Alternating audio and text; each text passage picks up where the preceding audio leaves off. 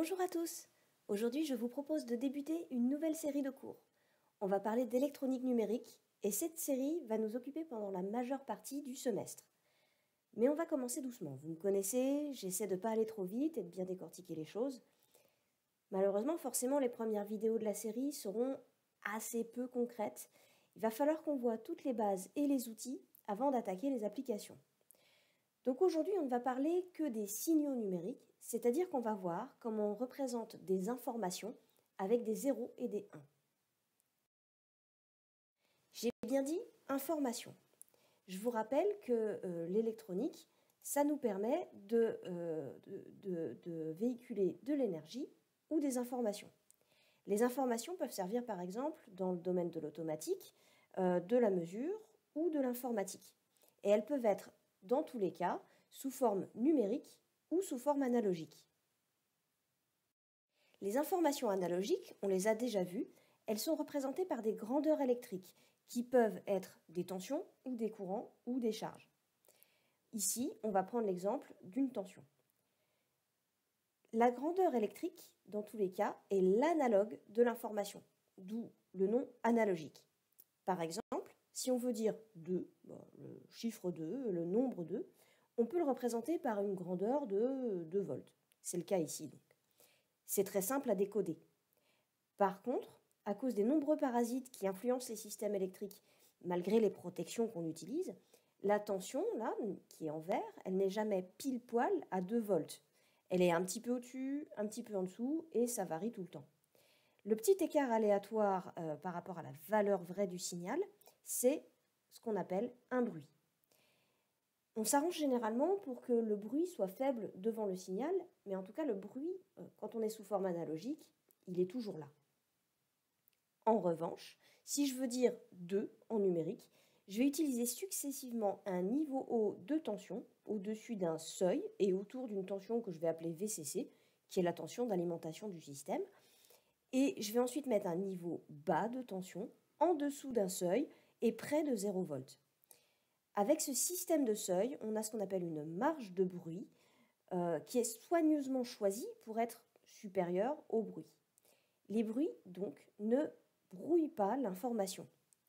Les niveaux haut et bas sont exprimés à l'aide de nombres 1 et 0, d'où le terme numérique pour ces deux nombres. On a donc deux approches en électronique de l'information. Celle de l'électronique analogique, où on étudie des circuits, et de l'électronique numérique, où on étudie des fonctions logiques. Quand on étudie des circuits, on calcule les courants, les tensions, pour des applications qui permettent de manipuler ces courants et ces tensions. Il y a le filtrage que nous avons déjà étudié, il y a l'amplification, la comparaison, et même la logique. On peut étudier donc les circuits logiques du point de vue analogique, c'est-à-dire qu'on va calculer les caractéristiques électriques du circuit qui transforment des tensions hautes ou basses. L'exemple qu'on voit à droite là, c'est un circuit qui transforme un niveau haut en niveau bas et vice-versa. Quand on étudie ce circuit, on calcule les courants nécessaires à cette transformation par exemple, ou le temps que ça prend pour basculer du haut au bas et du bas au haut en sortie. Dans l'approche numérique, par contre, on ne se préoccupe pas de ces courants. On ne parle même pas de tension, on parle juste de 0 et de 1. On parle de comment on utilise le circuit pour manipuler les informations, mais c'est tout. On ne travaille pas avec le circuit, mais avec un symbole qui représente la fonction. Ce symbole-là représente donc la fonction qui est réalisée par ce circuit-là. Et on travaillera ici avec ça. Maintenant, on va voir un peu de vocabulaire en français et en anglais. En anglais, numérique, ça se dit digital, avec mon super accent. Digital, c'est pas comme digital en français, puisque le mot digital en français veut dire relatif au doigt. Ça n'a donc rien à voir avec le numérique. Or, vous avez certainement vu que depuis quelques années, le mot digital est utilisé comme synonyme de numérique. Du point de vue technologique, c'est une aberration totale. Je ne suis pas personnellement à cheval sur la francophonie, j'ai aucun problème par exemple à parler d'email au lieu du courriel, mais en fait, ce qui fait qu'on utilise un mot plutôt qu'un autre, c'est l'usage. Quand on parle d'email et non de courriel, c'est que le mot français a été proposé pour remplacer un mot anglais qui était déjà en usage. Dans le cas du digital, c'est exactement l'inverse. On avait déjà un mot en usage qui était le numérique, et aujourd'hui, on passe au mot digital petit à petit, et on peut se demander à quoi tient cette substitution. Ça peut être de l'ignorance, par exemple quelqu'un qui va faire du marketing qui ne sait pas qu'on a déjà le mot numérique qui existe. Ça peut être aussi pour faire genre smart avec un mot anglais pour faire le kéké, tout simplement. Ou ce que je soupçonne, c'est peut-être aussi qu'on essaie de nous faire croire qu'il s'agit de nouvelles technologies, alors qu'en fait c'est toujours le bon vieux numérique qu'on utilise avec de plus en plus de complexité. Je crois qu'il y a un petit peu de toutes ces raisons en même temps, et de toute façon, aucune de ces trois raisons n'est glorieuse. Je vous invite à regarder à nouveau le sketch des inconnus sur les publicitaires pour comprendre finalement l'effet que ça fait à toute personne qui a un peu de culture technologique d'entendre parler de digital à la télé. En tout cas, ne vous faites pas avoir par les annonces pompeuses des publicitaires qui veulent nous vendre du digital. Encore une fois, c'est toujours notre bon vieux numérique. Un autre mot important aujourd'hui, c'est les données. En anglais, on dit data, la data, c'est les informations qu'on manipule. Vous avez peut-être entendu parler du big data, c'est les immenses quantités de données charriées par le web et dans lesquelles on a du mal à trouver ce qui est vraiment intéressant. On a même créé un nouveau métier, le data mining, qui consiste à chercher une aiguille dans une botte de foin, la botte de foin étant le web.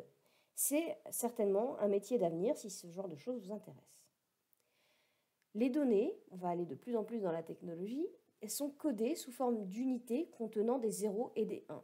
Ces unités sont les bits, c'est pas ce que vous pensez, grand coquin, c'est la contraction de binary digit, le doigt binaire en français, d'où le mot digital d'ailleurs, là aussi, digital vient de digit, puisque nous on parle de bits et les Anglais parlent de doigts, déduisant ce que vous voulez. En tout cas, avec juste un bit, on a du mal à coder grand-chose, donc on utilisera plutôt des ensembles de bits qui forment un mot binaire, en anglais Word. Bon, là, c'est la traduction littérale, il n'y a pas de piège.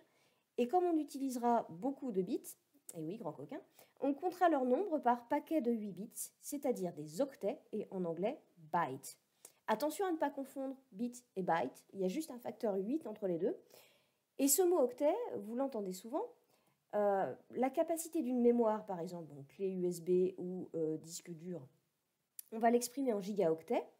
Et la vitesse de transfert de données, à travers un port USB, par exemple, elle est donnée en gigaoctets par seconde. Donc quand la pub vous vend des gigas, ça ne veut rien dire. C'est des gigaoctets pour une capacité mémoire ou des gigaoctets par seconde pour un transfert de données.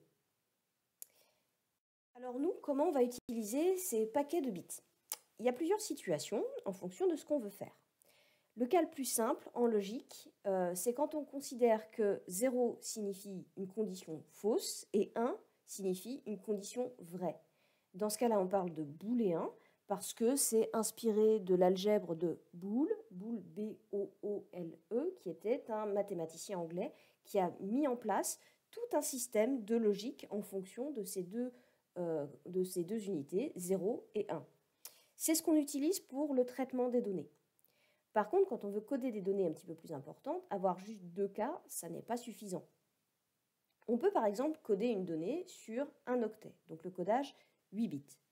Dans ce cas, le bit le plus à gauche est le MSB pour Most Significant Bit, en français bit de poids fort, et celui qui est le plus à droite, c'est le LSB pour le Least Significant Bit ou bit de poids faible.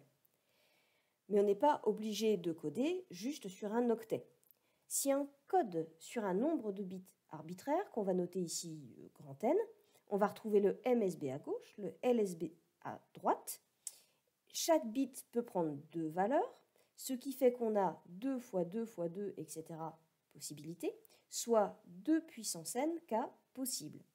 On peut donc coder 2 puissance n valeurs avec n bits. Ça, c'est très important. Mais comment on fait ?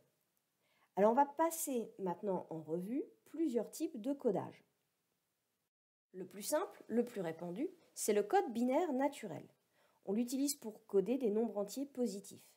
Pour les nombres décimaux et les nombres, à virgule et les nombres négatifs, il faut aller un peu plus loin avec un code qui va être une généralisation du code binaire naturel, mais ça va dépasser le cadre de ce cours. Pour coder en binaire, on utilise la même recette que pour coder en décimal, c'est-à-dire avec nos nombres habituels. Un nombre décimal se décompose en une somme de puissance de 10. Le 10, dans ce cadre mathématiquement, ça s'appelle la base de numération. Les symboles A, B, C, D sont les chiffres. L'ensemble A, B, C, D, qui symbolise une quantité, c'est le nombre. En base 10, nous disposons de 10 chiffres. Pour compter, on augmente de 1 le chiffre le plus à droite. Et quand on a atteint le maximum 9, on repart à 0 pour ce chiffre de droite et on augmente de 1 le chiffre immédiatement à sa gauche. Tout ça, vous le savez, vous le manipulez tous les jours, au point que ce fonctionnement est intuitif et qu'on n'y réfléchit plus. En binaire, c'est exactement le même système. On ne parle plus de chiffres, mais de bits, et on travaille en base 2. On a 2 bits possibles. La décomposition du mot, maintenant, puisque ça, c'est plus un nombre, mais un mot, elle s'effectue sur le même principe. Pour compter, on augmente le LSB à droite, et quand on a atteint le maximum, qui est 1, on repart de 0, tout en augmentant de 1 le bit immédiatement à sa gauche. Et ainsi de suite. Vous voyez ici, j'augmente de 1, voilà, puis je repasse à 0, j'augmente celui-là de 1, mais comme on était au maximum, il repasse à 0, et c'est celui à sa gauche qui passe à 1, etc., etc., etc. Au final, le tableau des valeurs binaires comporte une espèce de symétrie. Vous voyez ici que sur la colonne de droite, vous avez 0, 1, 0, 1, 0, 1, puis 0, 0, 1, 1, 0, 0, 1, 1, puis là c'est 4, 0, 4, 1, 8, 0, 8, 1, et si on avait encore d'autres colonnes, on aurait 16, 0, 16, 1, et ainsi de suite. C'est souvent cette symétrie qu'on apprend par cœur. Je ne suis pas contre, mais il ne faut pas oublier qu'il faut savoir compter, c'est-à-dire qu'il faut être capable de dire quel mot arrive après un mot donné, sans être obligé de refaire tout le tableau. Comme vous le voyez, le nombre de bits pour arriver à une quantité donnée est supérieur au nombre de chiffres qu'il faut, et on peut vite se retrouver avec des tableaux démesurés. On ne peut donc pas se débrouiller juste avec la symétrie du tableau. Il faut savoir compter. Donc savoir que là, si j'ai 1, 0, 1, 0, ensuite je vais augmenter de 1 le bit à droite. J'aurai 1, 0, 1, 1. La grande taille du tableau est due à ce que je vous disais tout à l'heure. Avec n bits, on a 2 puissance n valeurs. En décimale, on a 10 puissance n valeurs. Donc on a besoin de moins de chiffres que de bits. Je vous ai rappelé ici les valeurs des puissances de 2 que certains font apprendre par cœur. Personnellement, j'en vois pas l'intérêt, mais bon, si ça vous amuse, bah allez-y. Le nombre de valeurs, là, c'est exactement le nombre de lignes du tableau. Vous voyez bien qu'avec un octet, par exemple, ici, les tableaux sont rapidement ingérables. On n'arrivera pas à lire un tableau avec 8 colonnes, 256 lignes, et à l'intérieur que des 0 et des 1. Vous allez avoir les yeux qui pleurent si vous travaillez avec ça. De plus, ce qu'il faut aussi savoir, c'est que le nombre de valeurs contient le 0. Donc, comme on compte à partir de 0, avec 2 puissance n valeurs, le nombre maximum n'est pas 2 puissance n, mais 2 puissance n moins 1, le moins 1 comptant pour le 0. Donc, moralité, n'oubliez jamais le 0 quand vous faites du binaire. Je vous disais qu'il faut savoir compter, mais il faut aussi savoir convertir. Là aussi, vous pouvez vous servir des tableaux, mais encore une fois, sur un grand nombre de bits, ça devient vite ingérable. Les outils de conversion, donc, sont indispensables. On va voir ça sur un exemple simple, la conversion de 6. Donc, l'image binaire de 6, c'est 1, 1, 0.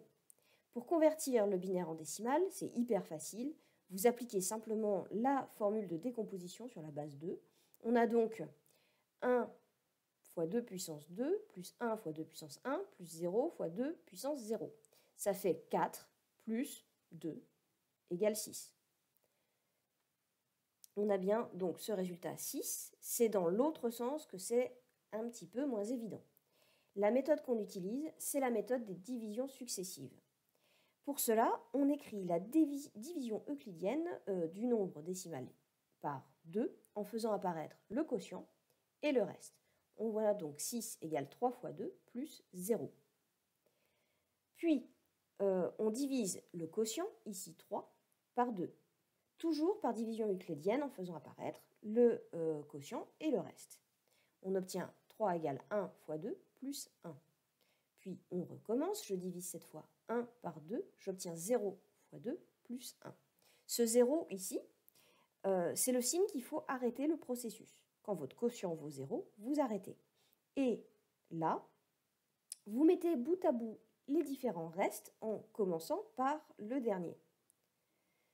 Ce n'est pas un procédé hyper intuitif, mais ça marche à tous les coups. On s'y fait, il suffit de se rappeler ces maths d'école primaire, donc cette fameuse division euclidienne. Rassurez-vous, si vous ne vous rappelez plus, ça va revenir très très vite. C'est pas difficile. Je vous propose d'examiner maintenant un second type de codage qui découle du premier, c'est le BCD. Plaçons-nous dans un exemple simple. Je vous donne ici le code binaire naturel qui traduit un nombre assez élevé, 2018, puisque je fais bien un exemple, et je le fais sur 2 octets. Vous voyez que j'ai ajouté des zéros à gauche pour compléter l'octet. C'est exactement comme en décimale, si vous mettez un 0 à gauche, vous ne changez pas la quantité. Maintenant, je veux afficher ce nombre. Pour cela, je dispose d'afficheurs 7 segments. Vous connaissez tous ces dispositifs qui sont constitués de 7 LED qui permettent d'afficher le chiffre sous la forme de bâtons. À gauche, il y a un afficheur, à droite, un ensemble d'afficheurs. Je veux donc afficher 2018 codé en binaire, ici, sur ce truc-là. Et là, j'ai un problème. À partir du code, comment je peux savoir quel chiffre je dois afficher à droite, quel chiffre je vais afficher, donc à la droite c'est là, et quel chiffre je dois afficher à gauche, etc. Le code binaire ne convient pas pour cette application. Le code qui convient, c'est le code BCD pour Binary Coded Decimal, ou en français, décimal codé binaire. On utilise aussi souvent l'acronyme DCB. Ici, je code chaque chiffre décimal sur 4 bits. Le code du 2, par exemple, c'est-à-dire 0010, il va servir pour l'afficheur de gauche. Le 8, 1, 0, 0, 0 va servir pour l'afficheur de droite, etc., etc. Le problème est résolu.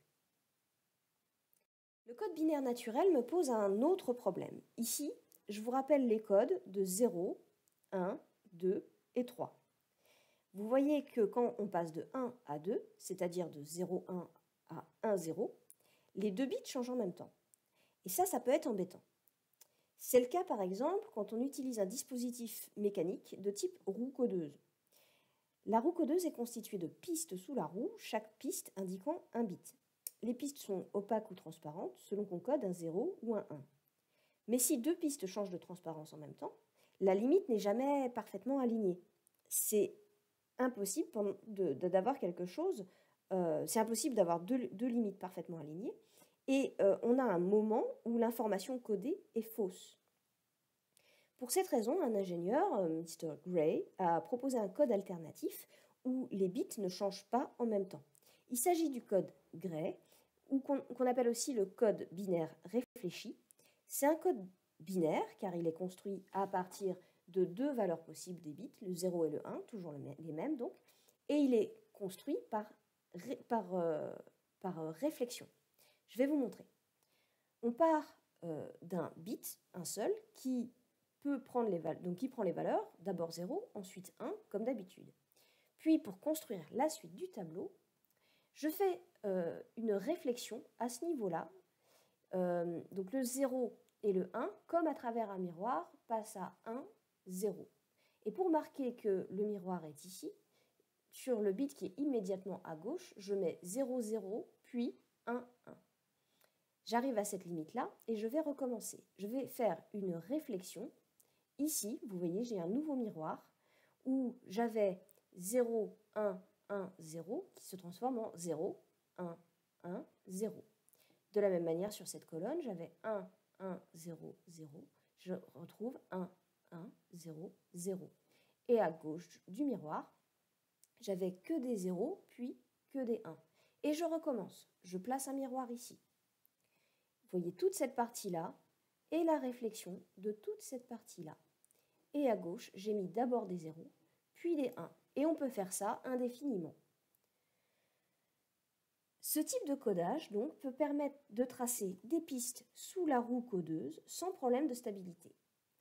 Il est aussi utilisé dans des méthodes de simplification des fonctions logiques que nous verrons dans la suite de ce cours, mais pas aujourd'hui. On va parler maintenant d'un troisième problème du binaire naturel, c'est qu'il y a un trop grand nombre de bits. Il existe un code alternatif qui est lié lui aussi au binaire naturel, c'est le code hexadécimal. C'est un code qui est exprimé en base 16, c'est-à-dire qu'il utilise 16 symboles. Il s'agit des 10 chiffres décimaux, puis de 6 lettres. Chaque symbole hexadécimal correspond donc à un paquet de 4 bits. Grâce à ce code, on peut écrire un octet avec 2 symboles au lieu de 8, ce qui simplifie grandement l'écriture. Par exemple, l'hexadécimal va être utilisé pour coder des couleurs. Il y a plusieurs manières d'exprimer des couleurs, mais la plus simple, qui est aussi la plus répandue, c'est de coder les 3 couleurs rouge, vert et bleu, donc red, green, blue. Donc chaque couleur va être codée sur un octet. Pour coder le rouge, on donne la valeur maximale au rouge, soit FF, et 0 aux 2 autres couleurs. Pour coder le vert, on donne le maximum à vert, green, et 0 aux 2 autres, pareil pour le bleu. Le jaune étant un mélange de rouge et de vert, il se code FF, 0, 0. En mélangeant du rouge et du bleu, j'obtiens la couleur magenta, et avec le vert et le bleu, j'obtiens la couleur cyan. Le noir est l'absence des 3 couleurs, le blanc, le mélange des 3 couleurs. Et si je mets 3 fois la même valeur, mais entre 0 et FF, j'obtiendrai une nuance de gris. Avec ce code, il y a 3 octets, donc 24 bits. On peut coder à peu près 17 millions de couleurs. C'est bien assez pour la qualité de nos yeux et de nos écrans. Il nous reste un dernier sujet à aborder. Nous avons vu comment coder des nombres et même des couleurs, mais pas les lettres. Et bien pour les lettres, on fait comme les couleurs, on associe à chacune un code binaire. Il existe plusieurs types de codes, mais le plus simple et le plus connu, c'est l'ASCII, pour American Standard Code for Information Interchange. Comme son nom l'indique, il s'agit d'un code créé aux États-Unis.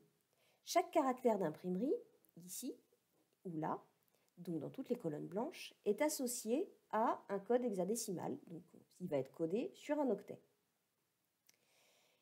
Le code permet aussi de transcrire les fonctions primaires des ordinateurs dans toute cette zone-là, le plus connu, le 7, étant utilisé pour faire biper l'ordinateur. C'est anecdotique, mais en TP, c'est rigolo. Quand vous tapez un email, par exemple, votre client mail va traduire vos lettres en code et il envoie les codes. À l'autre bout de la chaîne, le client mail de votre interlocuteur traduit les codes en lettres. C'est très... Par contre, oui, je vous rappelle que c'est un code des États-Unis, donc il n'y a pas d'accent sur les lettres. C'est très gênant pour coder les alphabets latins. Par exemple, nous en français on a des accents, en espagnol il y a des accents, donc c'est pas très pratique pour nous. Donc pour cette raison, on utilise plus souvent un autre codage, comme l'Unicode par exemple, ou l'ASCII étendu. Ces codes contiennent plus de caractères, donc sont codés sur des quantités de bits supérieures. On a les accents. Je ne vous présenterai pas le tableau, puisque comme on a des plus grands nombres de bits, les tableaux sont beaucoup plus grands. Ça ne rentre pas sur la page. L'existence de plusieurs codes vous explique pourquoi, dans certains cas, vous recevez des emails avec des caractères bizarres, souvent avec des arrobases à la place des lettres. Il s'agit souvent, si vous observez bien, de lettres accentuées. Ça arrive quand il y a un des 2 clients mail qui n'utilise pas le même code. Il ne saura pas traduire les lettres accentuées. Eh bien, c'est fini pour aujourd'hui. Nous avons vu comment coder les informations, en particulier en binaire. S'il y a une chose à retenir, c'est vraiment ce tableau. Il faut savoir compter en binaire, surtout passer d'une ligne à l'autre. Le binaire est à la base le binaire est à la base de tout le numérique, au point qu'on en plaisante. Si vous avez pigé cette petite blagounette, c'est que vous avez déjà compris l'essentiel. Si vous avez ri, il n'y a pas de quoi être fier, par contre, c'est pas vraiment drôle.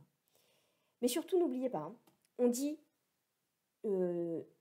numérique, hein, on ne dit pas digital. Enfin, sauf si vous voulez faire le geeké, mais vous voyez que du point de vue technique, ça donne lieu à une quantité de moqueries assez impressionnante. Voilà, c'est tout pour aujourd'hui. À bientôt!